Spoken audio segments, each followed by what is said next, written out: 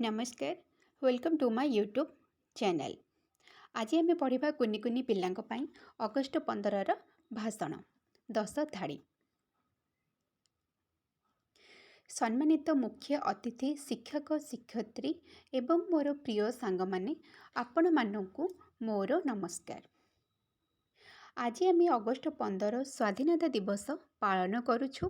1947 मसीहा यही दिन आम भारत इंग्राजी शासनरु स्वाधीन होइथिला।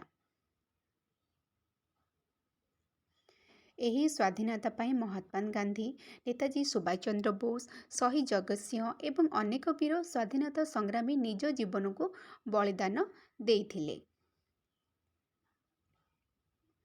आमे सेमानंकु सम्मान और स्मरण करिबा, आमे देश को भल पाइबा,